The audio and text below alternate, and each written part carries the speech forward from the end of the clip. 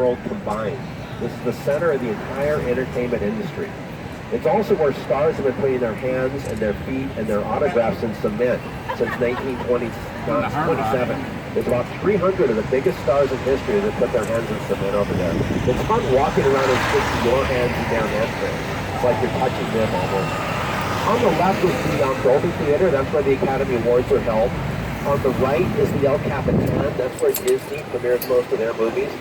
The Hollywood Highland complex is on the left with a great view of the Hollywood sign and a decorating style that looks like it was stolen from ancient Babylon.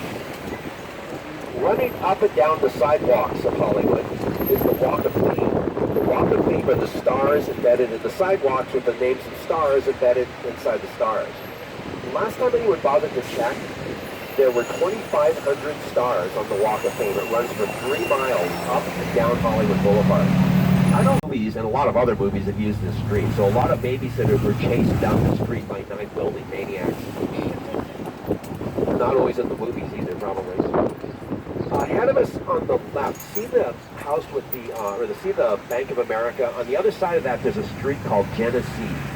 That was another famous location for another series of horror movies. What happened with that? He should have checked into the place on the right, right? Yeah. This is called Saddle Ranch, and it's got one of those mechanical bucking bulls in the lobby. You can see them as we go by. And they use that in TV shows all the time because it's the only mechanical bull in Hollywood. It was used in an episode of Sex and the City and an episode of Modern Family that was on just a few weeks ago. And this hotel is a famous kind of a music industry hotel. It's there on the right of the Comedy Store, which is a legendary nightclub for stand-up comics. It's been there forever. A lot of the comedians who signed the walls. That was originally a famous nightclub called Ciro's, and all the biggest stars in Hollywood used to party there. Stayed Ciro's from the late 20s all the way up into the late 60s when it became the Comedy Store. In fact, Mickey Cohen, the gangster, supposedly had an office up there, and they say there's ghosts of his victims haunting the place. Doesn't really make me want to laugh when I'm in a nightclub. On the right, this cliff wall looks like a natural outcropping of rock, doesn't it? But it's not. It's a set. It was designed to look like a natural outcropping of rock. Just like the name Hollywood, that wall is lying to you because it's not natural terrain at all. It's just artificial terrain made to look natural. Nothing in LA is real. You know, even the people, maybe especially the people, huh? Even our trees here, they're real, but they're brought in from other places. One of the best movies about Hollywood. Bruce Willis owns his property on the left over here. Marvin Gaye, the legendary R&B singer, used to live across the street. An Oscar-winning character actor, Jack Palance, lived over here at the house with the brick wall.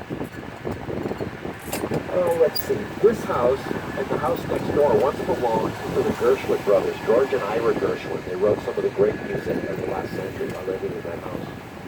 Next door, this was the home of Agnes Morehead. She was an Oscar-nominated character actress. She played Orson Welles' mother in Citizen Kane, even though they were the same age. She was also in Dora the Witch in the TV series Bewitched. Like the worst mother-in-law in history. Remember how awful she was? She couldn't remember her son-in-law's name, and she kept turning him into animals and furniture. Look at this house on the right. It belonged to an actress and singer named Rosemary Clooney. Now, her nephew is George Clooney. When he first came to LA to be an actor, he didn't want to live in those cheap apartments I showed you. So he moved with his aunt and ended up staying for about 4 years. Talk about the guests that won't go away, huh? Some people are just born lucky, though. You know, when he was a struggling actor, he got to live in a mansion in Beverly Hills. This house on the left, with no fence in front of it, once belonged to Peter Falk, the Oscar-nominated character actor who played Lieutenant Columbo. His widow still lives there. We see her sometimes. She's really nice. Next door, this was the home of beloved comedian Jack Benny.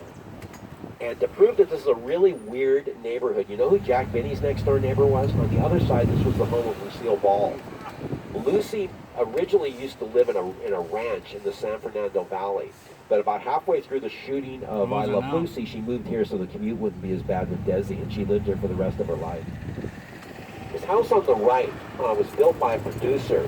His name is Stanley Kramer. He made movies like Guess Who's Coming to Dinner. Now, I wanted to show you that house because did you notice how much bigger it is than the other houses? That's because producers make more money than stars, so they can build bigger houses.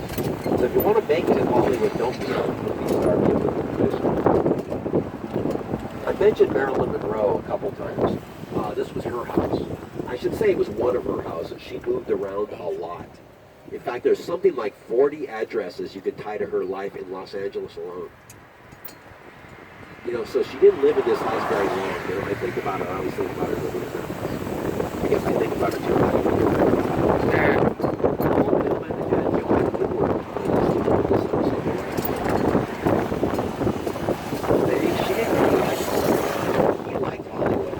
She didn't like it, so she moved the family out to Connecticut, and they spent most of their life out there.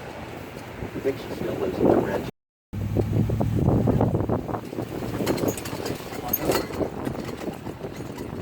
This house on the right was just recently purchased by Deal Diamond.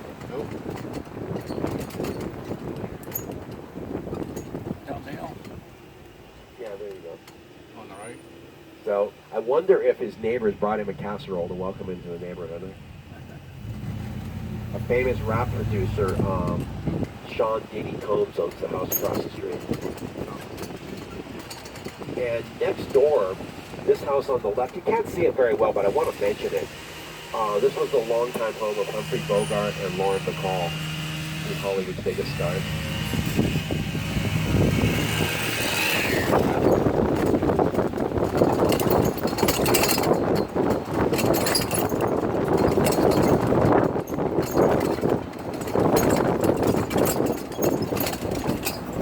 By the name of Mark Davidson owns this house on the left, and I mention him because he's originally listed as being one of the 100 wealthiest people in the world.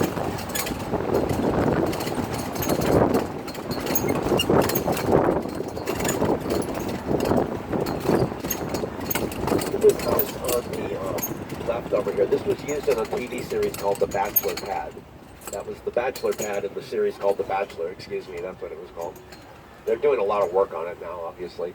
This house over here belongs to the CEO of a big internet company, but it was originally an Ellen DeGeneres house. Mm-hmm. She doesn't live here anymore. In fact, she only lived here for about 8 months, but she bought the house for $39 million, sold it for $49 million. So she made $10 million on a house she lived in for 8 months. Must be nice, huh? That's how you do it. Now, if you look to the left, if you kind of look through the branches of this hedge, you'll be looking into the backyard of the Playboy Mansion. So that's Hugh Hefner's house back there.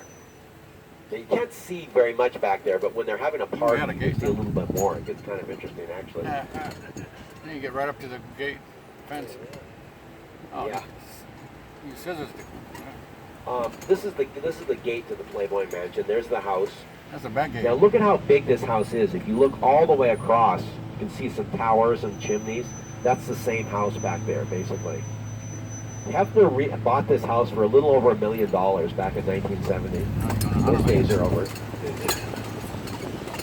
A record producer named Jimmy Iovine, who's also on America's Got Talent, owns this White House on the right. But the reason I'm mentioning him is because look at his mailbox. The mailbox is a copy of his house.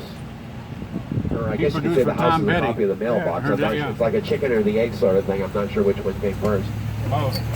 Sunset Boulevard. It's also been in dozens of other films. There's a long-standing tradition among actors to come to Hollywood, touch that gate right there, and whisper to themselves, "I'm ready for my close-up, Mr. DeMille." That's supposed to give you good luck as a movie star. Yeah. So that's the most famous spot in all of Hollywood, right over there, the famous Paramount gate. Now, across the street from Paramount, on the right, is Raleigh Studio. Now, you're probably